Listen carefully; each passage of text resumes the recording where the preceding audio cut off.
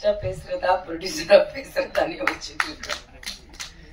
ரொம்ப ஒரு டிஃபிகல்ட் ரோலுங்க. அதாவது ஆர்டிஸ்டா இருந்தா நம்ம வெறும் ஆர்டிஸ்டா இருந்தோம்னா ஆர்டிஸ்டா யோசிச்சுட்டு ப்ரொடியூசரோட கஷ்டம் வந்து புரிஞ்சுக்காத பல ஆக்டர்ஸ் இருக்காங்க. மேக்சிமம் அப்படிதான் இருக்காங்க. அது வந்து பெரிய உச்ச நடிகரா இருக்கணும்னு அவசியம் இல்ல, பெரிய ஒரு ஸ்டாரா இருக்கணும்னு அவசியம் இல்ல. அவங்களுக்கு வேலை வாய்ப்பு கிடைக்கிறதே பெரிய விஷயம்ன்ற சிச்சுவேஷன் இருக்கக்கூடிய ஒவ்வொருத்தரும் கூட ப்ரொடியூசரோட கஷ்டம் எல்லாரும் புரிஞ்சுக்கிறது இல்ல.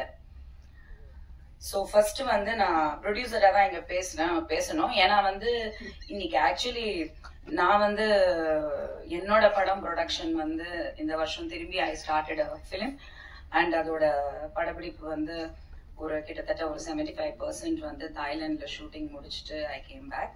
ஸோ போஸ்ட் ப்ரொடக்ஷன் ஒர்க் போயிட்டு இருந்தது. அதுல வந்து டேட்ஸ் காரணமாக because of the producers council எடுத்த தீர்மானம் அண்ட் ஆர்டிஸ்ட் டேட்ஸ், என்னோட படம் வந்து நான் கம்ப்ளீட் பண்ணுன்றதுனால ஒரு சங்க் ஆஃப் டேட்ஸ் எல்லாம் ஆல் ஆர்டிஸ்ட் காம்பினேஷன், நிறைய நடிகர்கள்.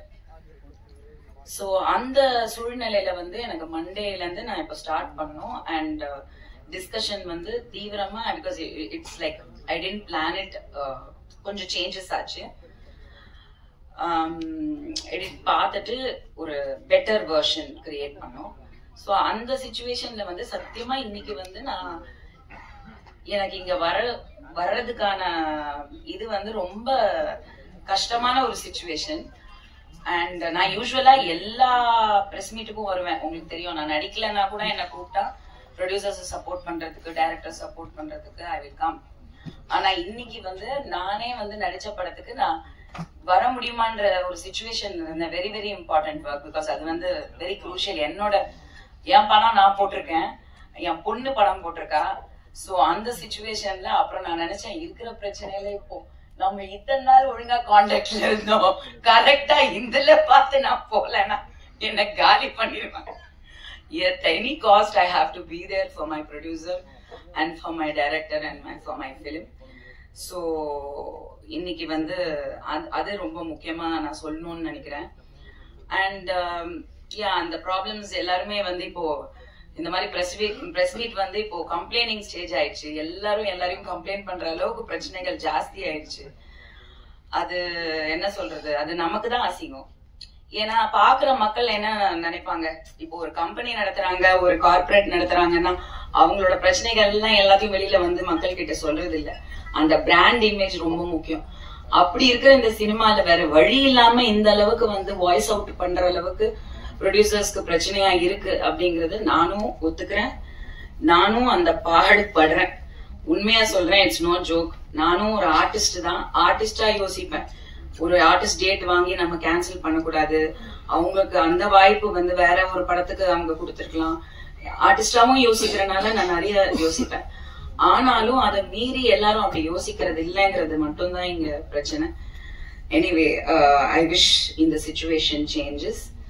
Coming back to the film, இந்த கதை கேட்கிற விஷயம் சொன்னாங்க. நான் எப்பவுமே எல்லா பிரஸ் மீட்லயும் சொல்லுவேன், எனக்கு கதை நான் கேட்கறது இல்ல, நான் என்னோட லைன். ஏன்னா நான் வந்து எடுத்தோடனே வந்து மேடம் நீங்க தான் ஹீரோயின், நீங்க தான் மெயின் லீட் பண்றீங்க, கதை கேக்குறீங்களா அப்படின்னு. ஆக்சுவலி வந்து இப்படி பை மிஸ்டேக் ஆக்சிடென்டலா கதை கேட்காத ஒரு ஹேபிட் ஒன்லி. என்னோட கேரக்டர் என்ன, எத்தனை நாள் ஷூட்டிங், ஓகே என்ன கெட்டப், அதுல கான்சென்ட்ரேட் பண்ணி நான் சின்ன படங்களும் ஒத்துக்கிறேன்.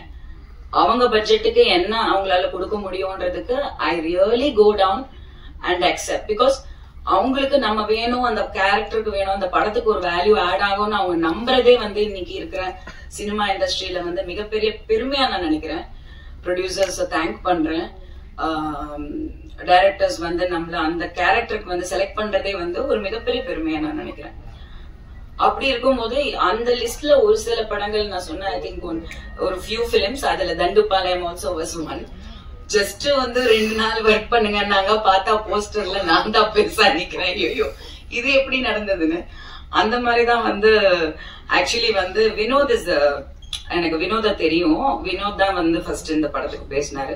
பிக்கப் படத்துல வந்து பவர் ஸ்டாரும் நானும் வந்து பண்றோம். அந்த படத்தோட ப்ரொடியூசர் வந்து வினோத். சோ அப்போ இந்த மாதிரி வந்து ஒரு படம் நான் பண்றேன் நடுவுல, அதுல வந்து நீங்க ஒரு கேரக்டர் பண்ணோமா சொன்னாரு. நான் சொன்னேன் சொல்லுங்க அப்படின்னு. போலீஸ், அந்த போலீஸ் யூனிஃபார்ம் நான் எந்த நேரத்துல தைச்சனோ தெரியலங்க, அந்த ஒரு போலீஸ் யூனிஃபார்ம் வச்சு 10 படம் முடிச்சிட்டேன். ஆனா சீரியஸா அத போடும் போதெல்லாம் ஒரு பயங்கர, அதாவது அது எப்படி தைச்சு நான் வந்து ஒரு ப்ரொடியூசர் சொன்னாரு இந்த மாதிரி வந்து ஃபர்ஸ்ட் ரோல் வந்து அந்த போலீஸ் யூனிஃபார்ம் வந்தப்போ சொன்னாரு, மேடம் உங்க மெஷர்மெண்ட்ஸ் வந்து நான் காஸ்டியூமர் எடுத்துக்க சொல்றாங்க. நான் சொன்னேன் இல்லைங்க எவ்வளவு செலவாகும் அதுக்கு அந்த காஸ்டியூம் தைக்கிறது, because I know it is expensive, அது சாதாரண ட்ரெஸ் கிடையாது. சோ அப்பா நிறைய ரோல்ஸ் பண்ணிருக்காங்க, சோ அதனால எனக்கு தெரியும் இட் இஸ் எக்ஸ்பென்சிவ்னு. சோ நான் கேட்டேன். அப்பா அவர் சொன்னாரு, காஸ்டியூமர்ட்ட கேட்டு இந்த மாதிரி 7,000 சம்திங் ஆகும் மேடம். என்னோட காஸ்டியூமர் பர்சனல் சாய் அவங்க கிட்ட கேட்டேன் நானு, இந்த மாதிரி எனக்கு நல்ல போலீஸ் யூனிஃபார்ம் வேணும், அது கரெக்டா ஸ்ட்ரெச் ஆகணும், கிழியக்கூடாது, எனக்கு நல்ல ஒரு யூனிஃபார்ம் செட்டப் வேணும், ஏன்னா அந்த ஃபிட் ரொம்ப முக்கியம் ஒரு போலீஸ் ஆபீசருக்கு. சோ நான் கேட்டேன். அவர் சொன்னாரு 12,000 ஆகும். நான் சொன்னேன் நீங்க வந்து எனக்கு 7,500 என்னமோ கொடுத்துருங்க, நான் வந்து பேலன்ஸ் போட்டு நான் தைச்சுக்கிறேன், பட் நான் திரும்பி கொடுக்க மாட்டேன், நான் வச்சுக்கிறேன். அந்த ப்ரொடியூசர் வந்து ஓகே மேடம் சந்தோஷம் அப்படின்ட்டு கொடுத்துட்டாரு. சோ நான் வந்து அந்த செட்டப் ரெடி பண்ணுங்க, சத்தியமா சொல்றேன் 10 படம் அதுல போடும் போதெல்லாம் வந்து பாத்தீங்கன்னா அப்படி ஃபிட்டா தைச்சிருப்பாரு சாய். சிவா அவரோட partner.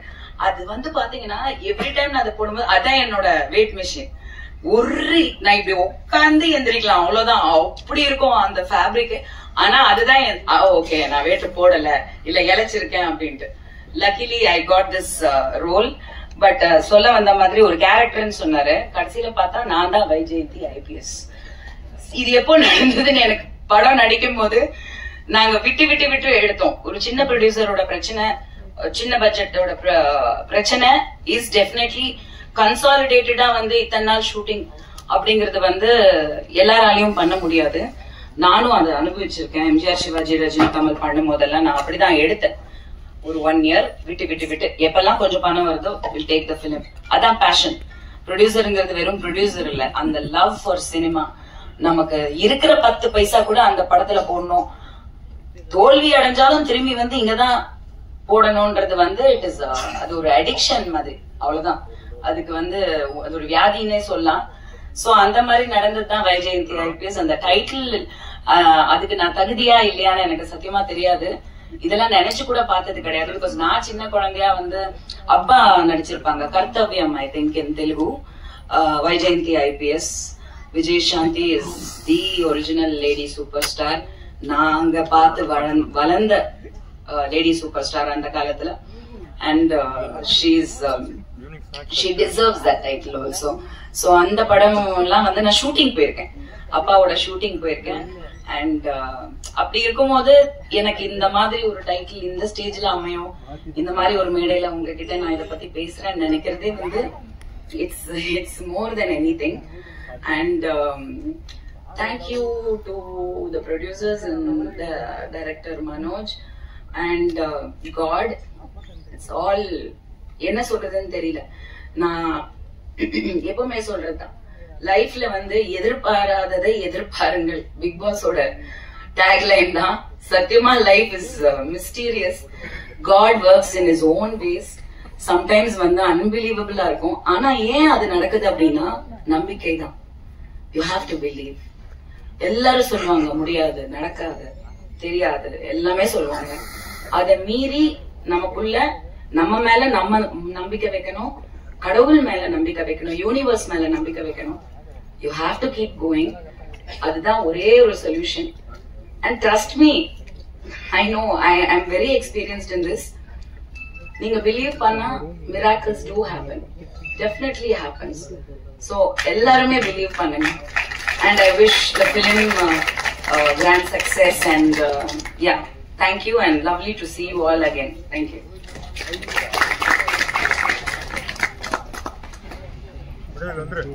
Thank you ma'am. Audio launch kana time. Vyjayanthi IPS படத்தின் ஆடியோவை நடிகர் பவர் ஸ்டார் ஸ்ரீனிவாசன், இயக்குனர் பேரரசு அவர்கள், தயாரிப்பாளர் சங்க இணை செயலாளர் சௌந்தரராஜன்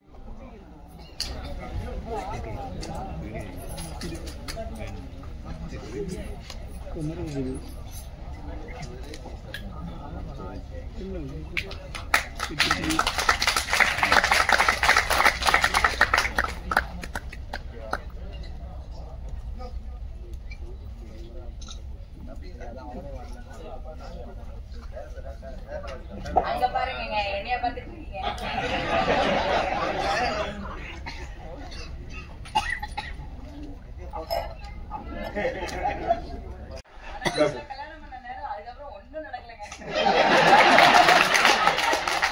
நீங்க டைமே இல்லையா? டைம் இருந்தா தானே அதான் நடக்குது. நீங்களும் தாய்லாந்து போறீங்க, நானும் இங்கிட்டு போறேன். எனக்கு ஒரு டேட் பிக்ஸ் பண்ணிக்கோ, ஒரு ஹனிமூன் போயிட்டு வந்துருவோம். இந்த ஆடியோ ராஜில நான் ரொம்ப வைஜெயந்தி ஐபிஎஸ் சொன்னா யார் தம்பி நடிக்கிறா அப்படின்னா இந்த மாதிரி வனிதா நடிக்கிறாங்க. ரொம்ப சந்தோஷமாயிடுச்சு. என்னையும் கூப்பிட்டாரு, நீங்களும் போலீஸ் ஆஃபீஸரா நடிகை. நான் வேணாம் தம்பி, போலீஸ்லாம் பார்த்து சரிச்சிட்டேன், மிலிட்ரி கேரக்டர் இருந்தா சொல்லு, அந்த மாதிரி கேப்டன்னா கொடுத்த அப்படின்னா சரின்னு இருக்காரு. மற்றும் என்னுடைய இனிய நண்பர் விஜய் முரளி வந்து ரொம்ப நான் மதிக்கக்கூடிய ஒரு மனிதர். இன்னைக்கு சினிமாவில் நான் நிற்கிறேன்னா அவர் தான் ஒரு பேஸ் மட்டும். அந்த அளவுக்கு என்ன வந்து நிறைய வாய்ப்புகள்லாம் வாங்கி கொடுத்து என்ன சினிமாவில் ஆர்வத்தை தூண்டினா அவர் தான். அவருக்கு என்னுடைய வாழ்த்துக்கள். அடுத்தது டாக்டர் தினகரன், அவர் லைஃப் லைன் ஹாஸ்பிட்டலில் இருக்காரு. ரொம்ப திறமையான அற்புதமான டாக்டர். எனக்கு பல முறை வந்து ட்ரீட்மெண்ட்லாம் அவர் தான் பார்த்தாரு. கைரேசான டாக்டர் அவர். அவருக்கு என்னுடைய வாழ்த்துக்கள். அப்புறம் இனிய நண்பர் சகோதரர் பேரரசுக்கு நான் நன்றி கடன்பட்டிருக்கேன். மற்றும் செல்வகுமார், நிறைய பேர் இங்கே வந்திருக்கிறாங்க. உங்களுக்கு எல்லாருக்கும் நெஞ்சார மனதார வாழ்த்துக்கள்.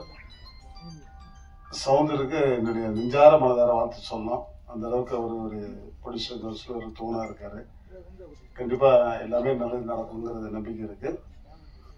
வினோத் வந்து இந்த படத்துல வந்து ரொம்ப போராடி முயற்சி பண்ணியிருக்காரு. நிறைய தடவை அவரு பாவம் தள்ளாடி இருக்காருன்னு நினைக்கிறேன். அதே மாதிரி மனோஜ்குமார் டைரக்ட் பண்ணியிருக்காரு இந்த படத்தை. பார்க்கும்போதே நல்லா இருக்கு. சாங்கு வந்து ரொம்ப பிரமாதமா நம்ம அண்ணன் சங்கர் கணேஷ் பாடியிருக்காரு. ஐயோ ஐயோங்கிறாரு, படத்தை ஆரம்பிக்கும் போதே பண்றாரு. எனக்கு பயந்துட்டு என்னடா அப்படி பேசுறாரு பாடுறாரு. படம் வெற்றி பெற என்னுடைய வாழ்த்துக்கள். மனிதாக்கு நான் ரொம்ப ரொம்ப நன்றி கடன்பட்டிருக்கேன். ஏன்னா பிக்கப்ல பார்த்து இப்பதான் பிக்கப் பண்ண வந்திருக்கேன். அவங்க அதோட போனதான் தாய்லாந்து போயிட்டாங்க, எங்கேயுமே பார்க்க முடியல.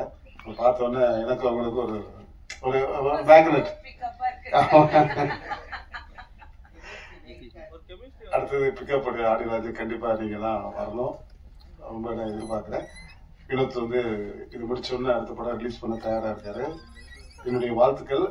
என்னுடைய 2 கண்கள பத்திரிகையாளரும் தொலைக்காட்சிகளுக்கும் நெஞ்சார மனதார வாழ்த்துக்கள் சொல்றேன். இந்த படத்தை வந்து நல்லா பூஸ்ட் பண்ணி நல்லா ரிலீஸ் பண்ணி மிகப்பெரிய வெற்றி பெறதுக்கு எல்லாமல்ல இறைவனை வேண்டுறேன்.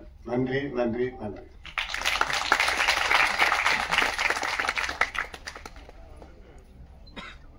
Thank you sir. அடுத்தபடியாக படத்துல ஒரு முக்கியமான கேரக்டர்ல நடிச்சிருக்கக்கூடிய ராம் ஆனந்த் அவர்களை ஒரு சில வார்த்தைகள் பேச அழைக்கிறோம்.